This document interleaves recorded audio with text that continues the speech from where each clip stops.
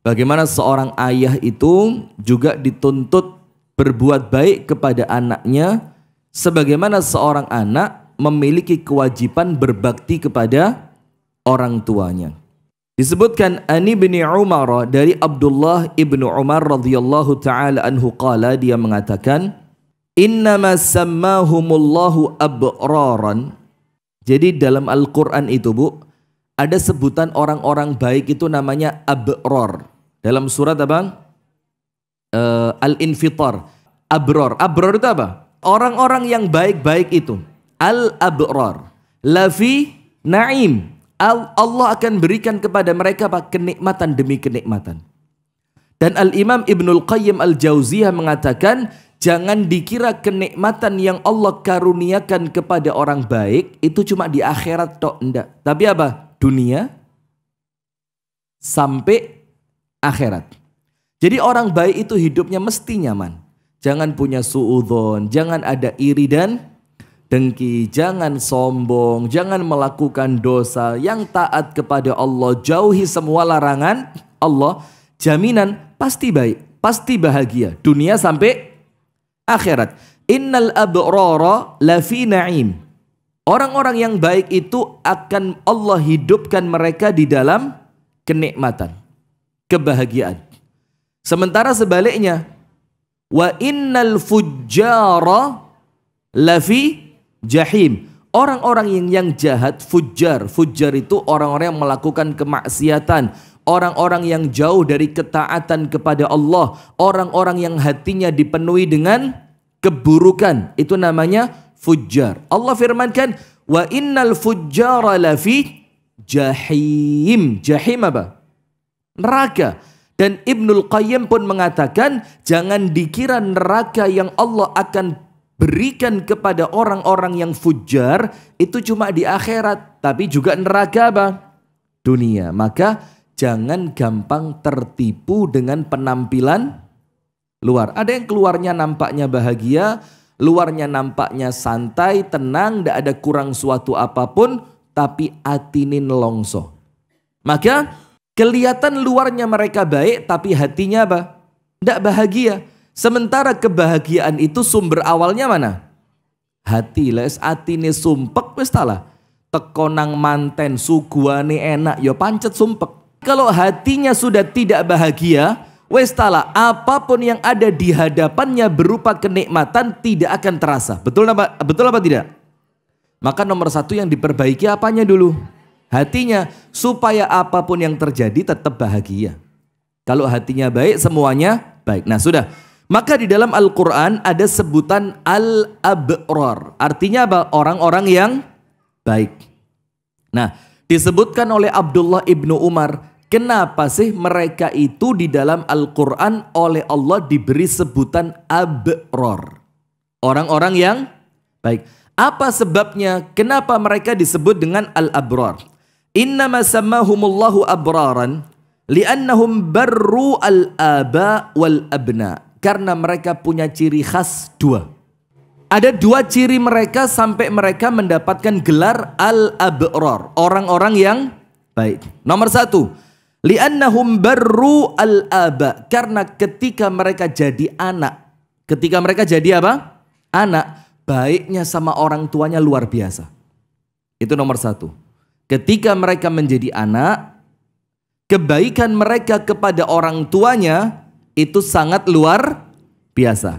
Ciri yang kedua, wabarru al-abna. Ketika mereka menjadi orang tua, mereka menjadi orang tua yang sangat baik kepada siapa?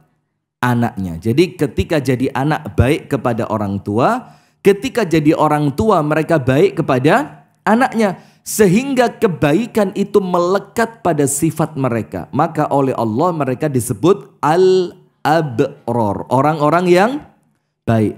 Baik kepada orang tua, baik pula kepada anak. Nah lebih beruntung lagi. Anak sudah punya, orang tua masih lengkap. Beruntung apa enggak? Nah, beruntung. Jadi kedua sifat ini bisa kita lakukan. Kita tetap baik kepada orang tua kita. Dan kita tetap baik kepada siapa? Anak-anak kita. Ada sebagian di antara orang tua kita itu gak butuh duit. Karena secara ekonomi sudah bagus. Tapi ketika sama anaknya dikasih, itu tetap seneng. Bukan karena jumlah uangnya, tapi ngelihat apa? Ya Allah, seperhatian itu anakku sama aku. Nah itu, maka panjenengan kalau punya rezeki, jangan habis buat keluarganya saja, suami, istri, anak, suami, istri, anak. Kasih sebagian untuk siapa? Orang tua. Jadi bukan dilihat dari apa? Jumlahnya, tapi bagaimana orang tua melihat dari anak itu dia sangat perhatian kepada orang tua. Itu sing ngelegakno ati. Leres napa mboten? Kama anna li walidika 'alaika haqqan, sebagaimana engkau memiliki kewajiban berbuat baik kepada orang tuamu. Ingat ya, sebagaimana engkau punya kewajiban berbuat baik kepada orang tuamu, kadzalika liwaladika 'alaika haqqan. Begitupun anakmu juga punya hak atas dirimu. Jadi kita ini kan, kita punya kewajiban enggak terhadap orang tua kita? Apa kewajibannya? Berbuat baik. Apa kewajibannya? Jangan mengecewakan hati dengan apanya? Jangan mengecewakan hatinya dengan fala taqul lahuma uff. Uff itu kan adna adhiyah. Dalam tafsir katakan kalimatu uffin adna adhiyah ala al-walid wal walidah. Kalimatu uff itu kalau bahasa Indonesianya gitu loh ya. Nah, ojo metu yo ewangono makmu di omah. Nah. Terus itu tadi terdengar oleh orang tua kita. Maka itu adalah adhiyah. Adhiyah itu gangguan terkecil yang dilakukan seorang anak terhadap orang tuanya. Itu pun oleh Al-Quran diharamkan. Maksudnya apa? Yang kecil saja haram, maka jangan sampai melakukan yang di atas itu. Sampai nyentak. Apa sih bu? Nah, dan hati-hatinya apa? Mengecewakan orang tua itu adalah hutang yang akan dibayar kepada Anda lewat anak-anak Anda. Ayo. Mengecewakan orang tua itu apa? Utang. Yang nanti akan dibayar kepada Anda lewat siapa? Lewat siapa? Anak-anak. Maka hati-hati. Kalau masih ada kesempatan minta maaf, minta maaf. Cuma orang kita ini kan minta maaf itu kan kayak bukan ndak mau, mau. Jerone apa? Mau direkam. Lah ini sudah rekaman, nanti potong di situ aja. Enak aja Ustadz suruh ngulangi. Loh, ya Allah, baru di sini loh Ustadz diatur itu, Ustadz ulangi. Itulah rekamannya, nanti Anda buka YouTube-nya menit keberapa, setelan di HP Anda. Saya rekaman gini. Baru dibikin status kan? Terus ditutup dulu-dulu kan, kapok sampean. Nah, jadi cari ilmu untuk nembak orang. Nah, ini ilmu bagus juga ini ya. Jadi cari ilmu bukan untuk diri sendiri tapi untuk apa? Untuk nembak orang. Jadi begini bu. Maka hati-hati. Oleh sebab itu bukan kita tidak mau minta maaf. Orang kita itu hatinya paling lembut insya Allah. Apalagi orang-orang Jawa ini. Hatinya apa? Lembut. Tapi saking lembutnya akhirnya ngomong minta maaf itu kayak aduh sungkan aku wes gak usah katik ngomong wes tak ijoli aja dengan sesuatu kebaikan. Wes tak ijoli wes dengan apa? Wes pengenannya aku nyentak, saiki aku tak lek ngomong tak iyani terus. Padahal itu sebenarnya permohonan apa? Maaf. Jadi ganti selama masih ada kesempatan. Nah maka sebagaimana ayahmu memiliki hak atasmu, artinya hak untuk kita berbuat baik kepada mereka, maka ingat anakmu juga punya hak atas dirimu. Baik sama orang tua, bagus, tapi jangan melupakan anak. Sebaliknya, baik kepada anak juga bagus, tapi jangan sampai menjadikan kita lupa kepada orang tua. Barakallahu fiik. Kemudian apa kandungan hadis ini, ibu-ibu sekalian? Kandungannya adalah di antara hak yang berkaitan dengan anak. adalah mendapatkan pendidikan tentang perkara yang hukumnya wajib ain. Jadi ingat ibu-ibu ya, memahamkan kepada anak kita perkara-perkara yang hukumnya fardhu ain itu kewajibannya orang tua. Salat, menjelaskan kepada anak kewajibannya siapa? Orang tua. Puasa, menjelaskan kepada anak kewajibannya siapa? Orang. Pokok perkara-perkara yang wajib, itu yang wajib menjelaskan kepada anak siapa? Orang tua. Karena ini anak panjenengan, yang bertanggung jawab adalah Anda sebagai orang tuanya. Maka sekolahan, guru, madrasah, ustadz, majelis taklim itu apa? Itu adalah sarana penunjang. Tidak menghilangkan kewajiban orang tua secara total. Faham enggak? Nah, maka itu salah satu yang menjadikan pendidikan kita kurang baik apa? Maaf ya, bukan tidak baik. Salah satu yang menjadikan pendidikan kita kurang baik itu apa? Karena orang tua itu tidak hadir dalam pendidikan anak. Wes sing penting aku wes bayar. Wong sekolahan bayari larang kok bapak ibu sik dikongkon ngulangi. Dianggapnya sama orang tua itu kewajibannya siapa? Sekolahan. Sehingga nanti kalau anaknya tidak ngerti apa-apa, orang tuanya protes. Ya apa sih? Sudah kelas 4 SD belum bisa baca Al-Quran. Kalau saya jadi gurunya ya orang tuanya yang tak marahin. Lawang di sekolahan berapa jam? Di rumah berapa jam? Iya kan? Nah maka hati-hati bu. Kewajiban memberitahukan, mendidik perkara yang wajib kepada anak, kewajibannya siapa? Kewajibannya siapa? Orang tua. Dan di antara haknya anak apa? Mendapatkan pendidikan tentang adab. Maka lihat hadis yang sebelumnya. Halaman 116. Dikatakan di sana wal adabu minal aba. Adab itu, budi pekerti, sopan santun itu didapatkan dari seorang bapak. Diberikan kepada siapa? Anaknya. Nah maka kewajiban orang tua mendidik anaknya tentang perkara yang wajib ain. Wajib ain itu berarti perorangan wajib, bukan kifayah. Dan mendidiknya tentang adab yang sesuai dengan syariat serta mendapatkan pemberian yang adil. Adil faham ya? Adil misalkan panjenengan punya anak 3. Yang satu dikasih tanah, yang lainnya juga dikasih tanah. Yang satu diberi kendaraan, yang lain juga diberi kendaraan. Itu hukum awalnya begitu. Nah akan tetapi nanti seiring berjalannya waktu terkadang ada keadaan-keadaan yang mendesak. Yang satu kenapa dibelikan motor, yang lain tidak? Loh, yang lain sudah bisa beli sendiri. Yang satu ini kerjanya jauh, uangnya belum cukup untuk beli sepeda. Nah maka itu dikomunikasikan biar tidak menjadi masalah. Faham ibu-ibu ya? Jadi kenapa dalam Al-Quran orang baik itu oleh Allah dikasih sebutan Al-Abrar? Karena mereka punya 2 ciri. Mereka baik kepada orang tuanya dan mereka baik kepada anaknya. Kepada orang tuanya baik, kepada anaknya juga baik. Dan begitu pula seterusnya. Maka orang yang tidak melakukan perkara itu tidak pantas dibilang menjadi al-abrar yang oleh Allah dijamin innal abrara lafi na'im. Hidupnya tidak akan bahagia. Bab yang ke-53, man la yarham la yurham. Yang tidak menyayangi tidak akan disayangi. Dan ini berlaku buat suami istri loh. Hati-hati loh. Ini juga berlaku secara makna untuk siapa? Suami istri, orang tua kepada anak, anak kepada orang tua. Jangan nuntut anakmu berbakti kalau waktu dia kecil kamu tidak perhatian sama dia. Betul apa enggak?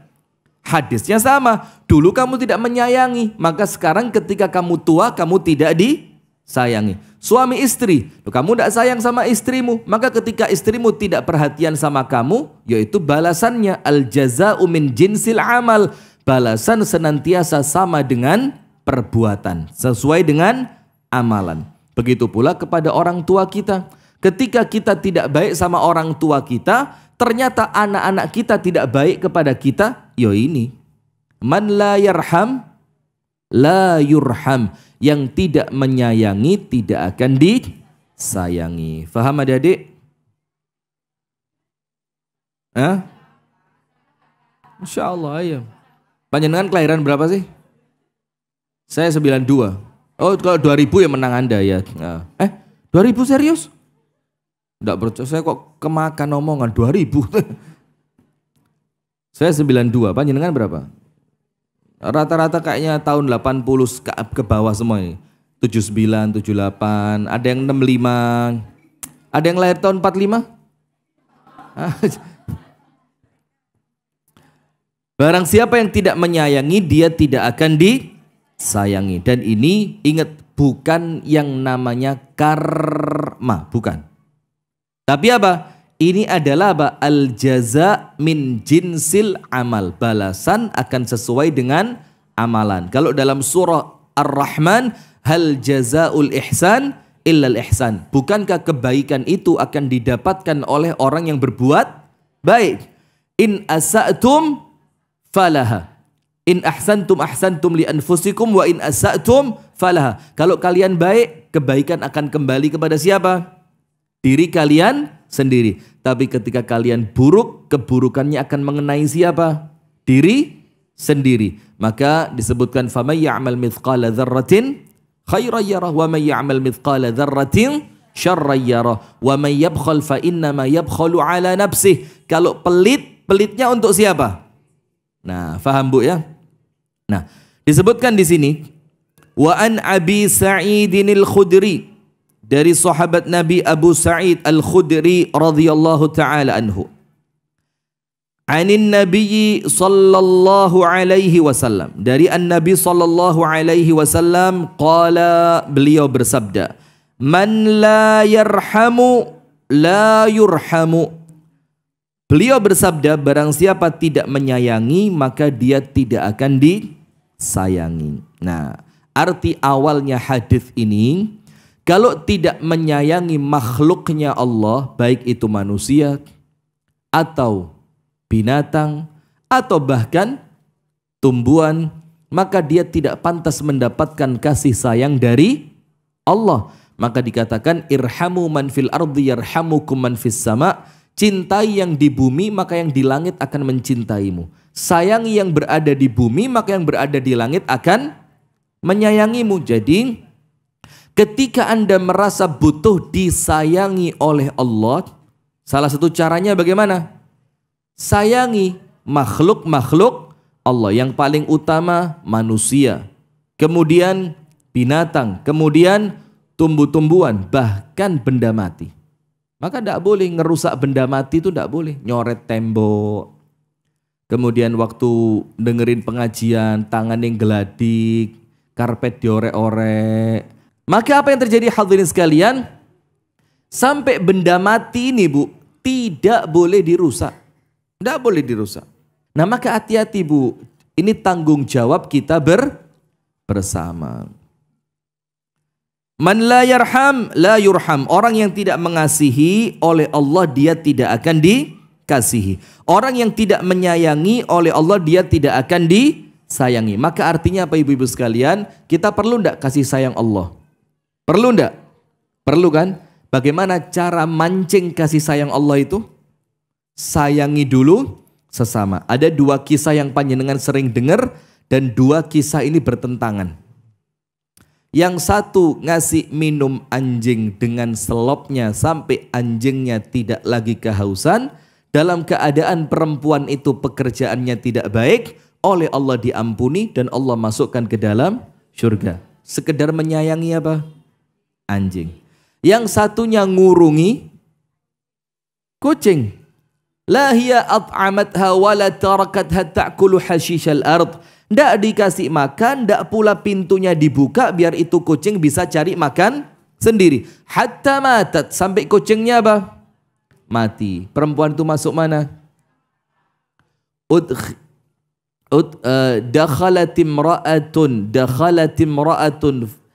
an-nara fi hirratin. Ada satu perempuan masuk neraka gara-gara kucing. Nah, ini kan dua kisah yang berbeda, tapi sama-sama dilakukan kepada binatang. Yang satu binatang najis mengantarkan masuk surga, yang satu kucing mengantarkan masuk neraka. Nah, gambaran mudahnya ibu-ibu sekalian, kenapa sama anjing saja bisa memasukkan ke surga?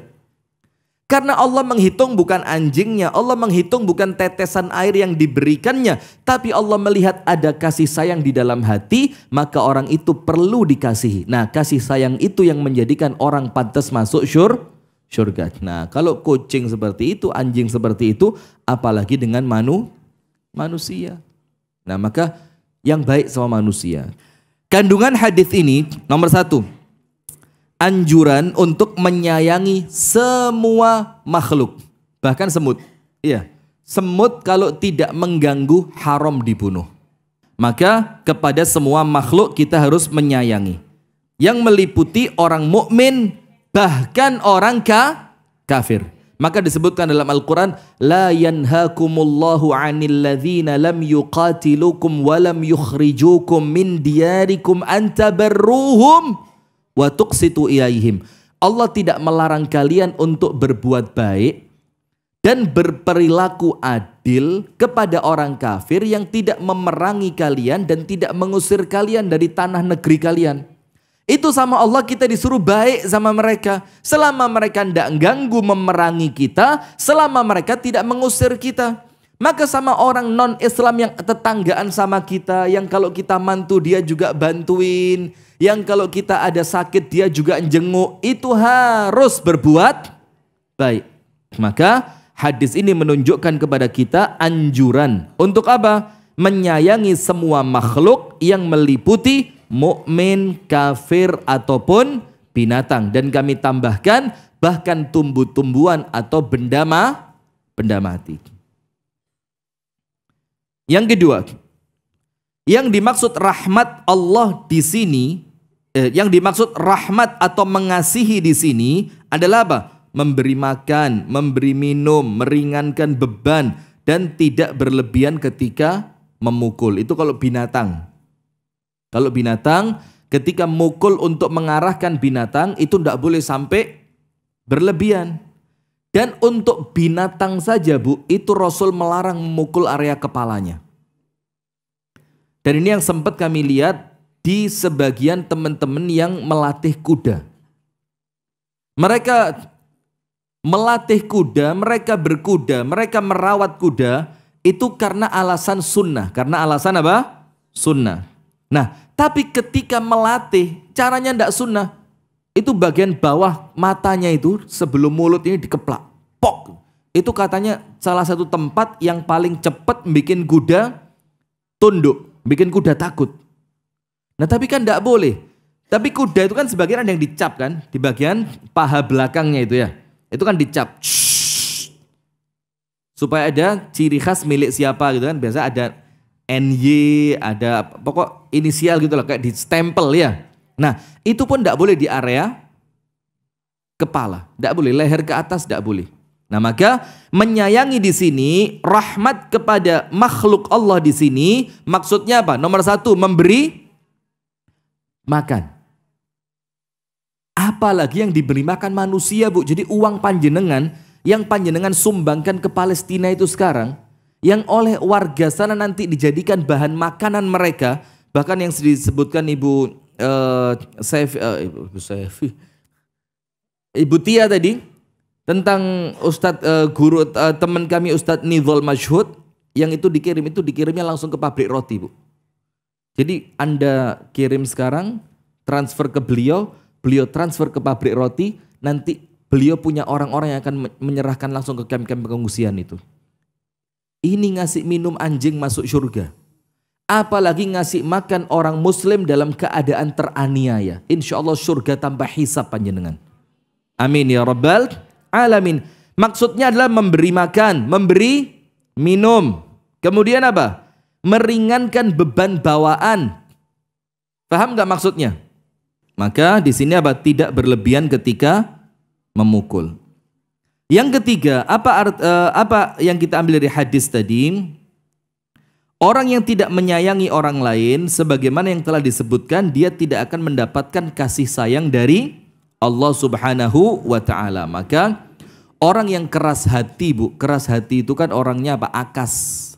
Akas itu apa bahasa keras hati itu ya? Pokok gak gampang tersentuh ya.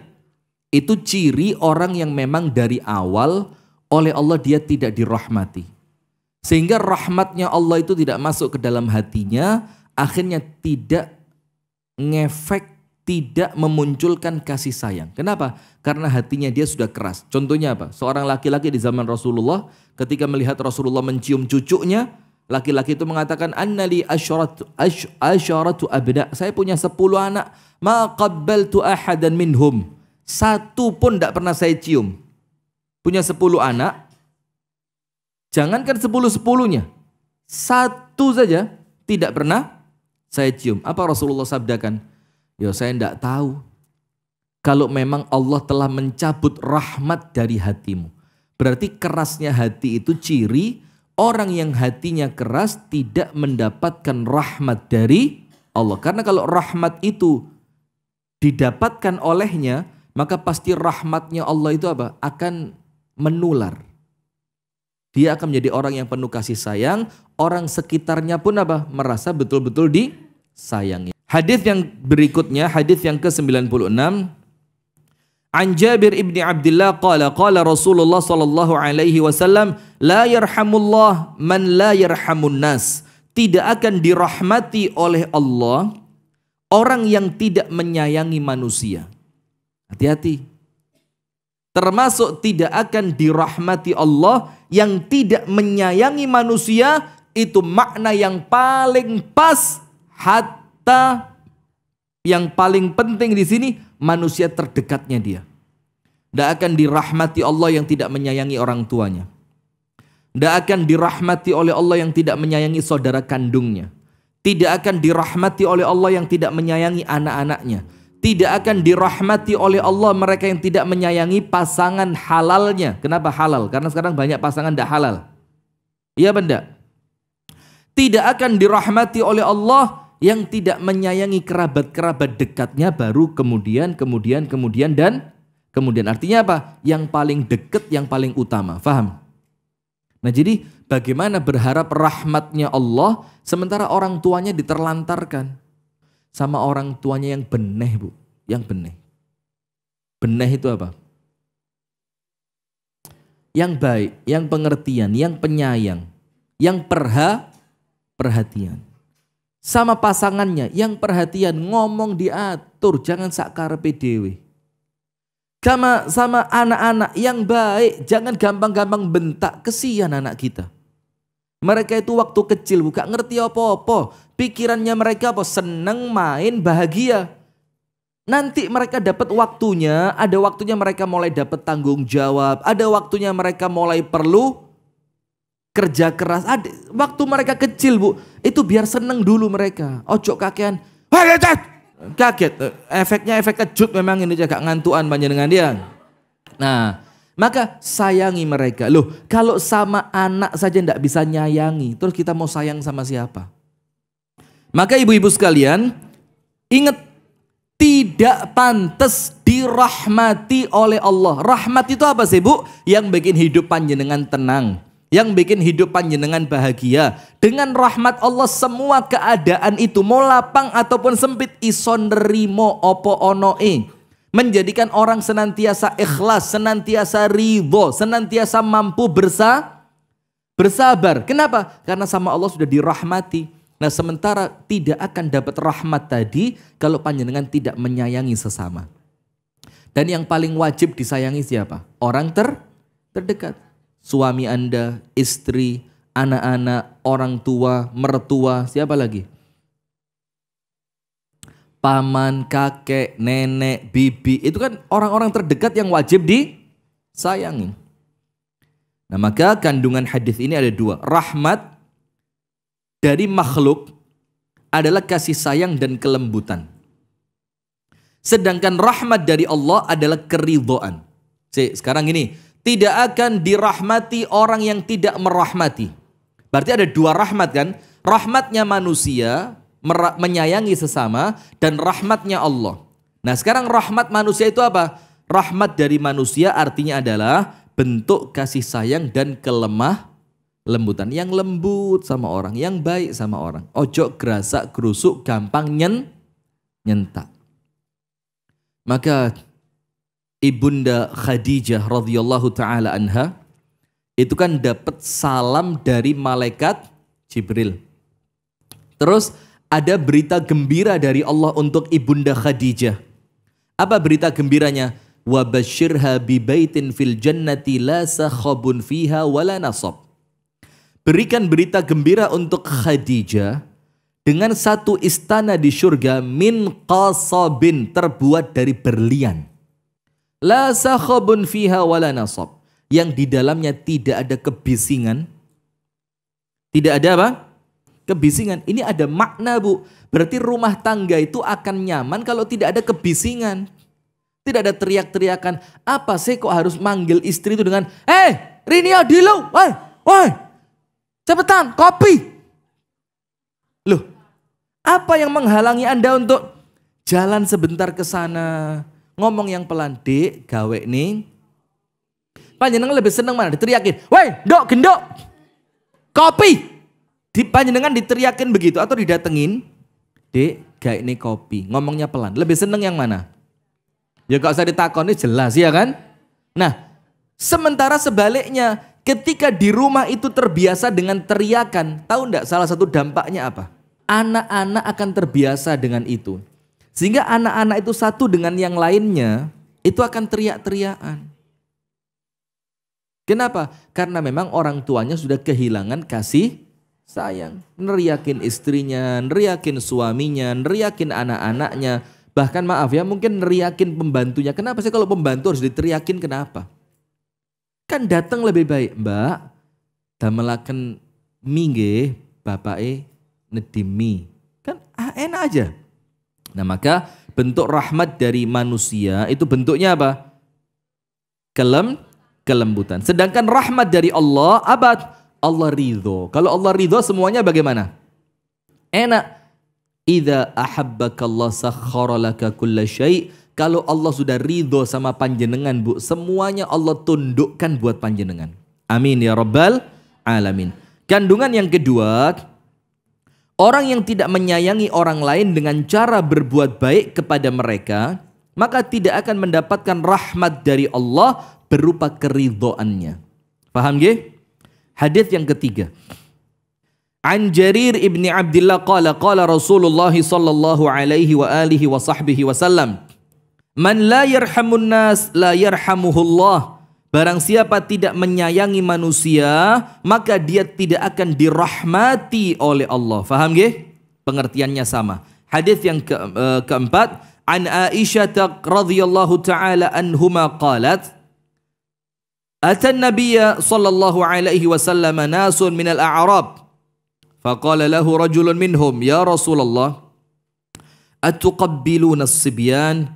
Fawallahi ma nuqabbiluhum. Qala Rasulullah sallallahu alaihi wasallam, awa amliku in kana Allahu naza'a min qalbika ar-rahmata. Dari Aisyah, dari Aisyah radhiyallahu anha, dia berkata, ada sekelompok orang Arab Badui. Nah, paham ya, Arab Badui itu orang Arab yang tinggalnya di mana? Di pedalaman. Sekelompok Arab Badui tadi mendatangi Rasulullah, kemudian salah seorang dari mereka berkata, ketika melihat Rasulullah mencium Al-Hasan wal Husain, diciumin cucunya tadi.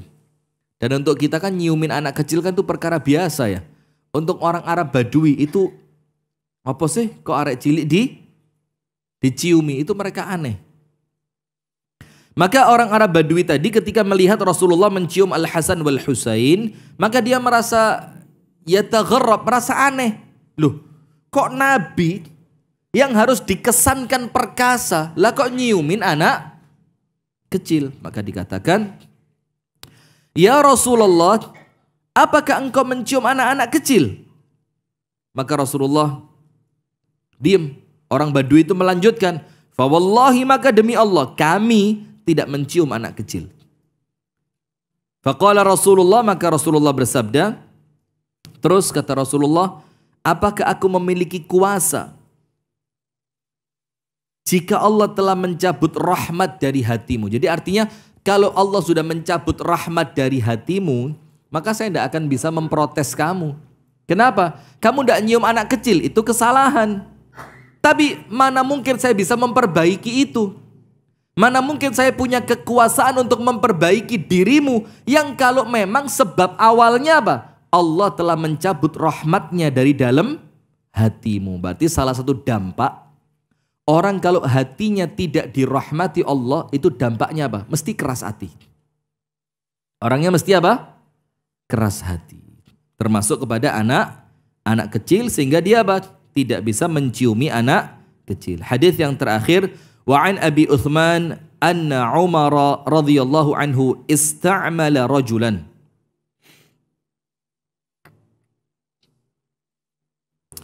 فقال العامل إن لي كذا وكذا من الولد ما قبلت واحدا منهم فنزعها فزعم عمر أو قال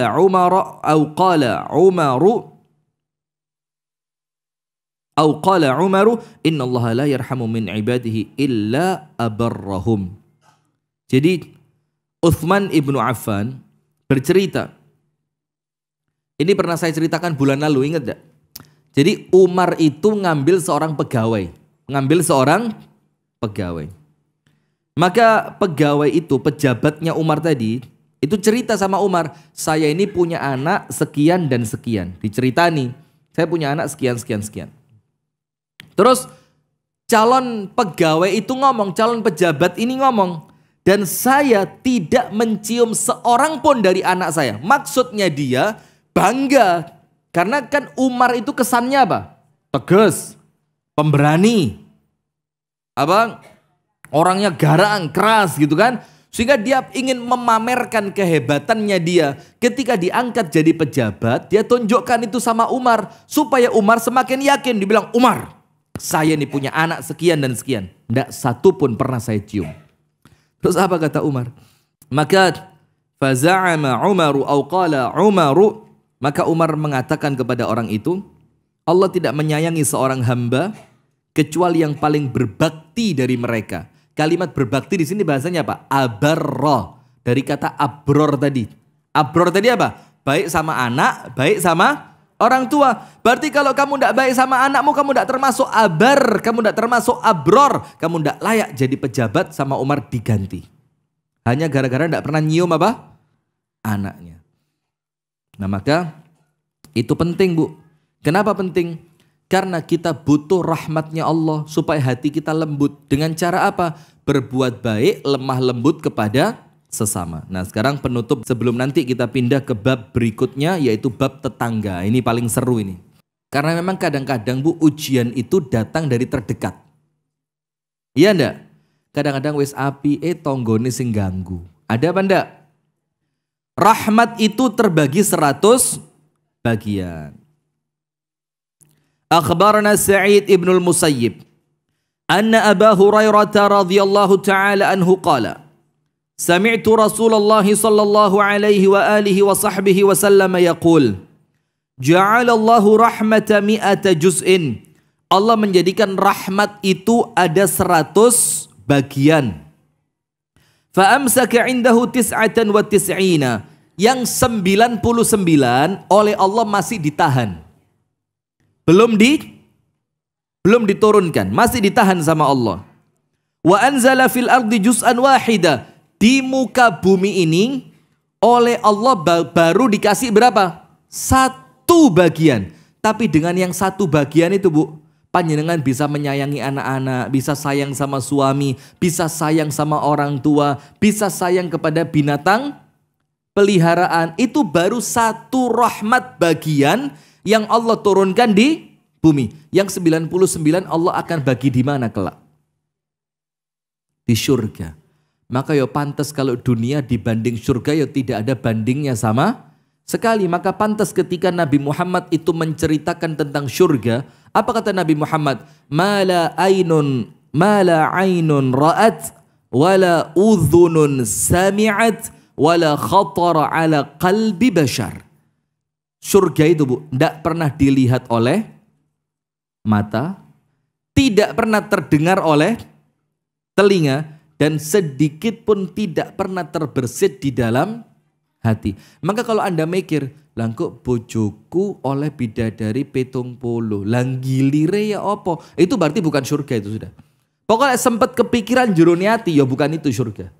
Kenapa? Tidak pernah terbersit di dalam hati manusia. Ya pantas Bu. Kenapa pantas? Loh, rahmatnya Allah yang 100 tadi, itu masih Allah simpen 99-nya.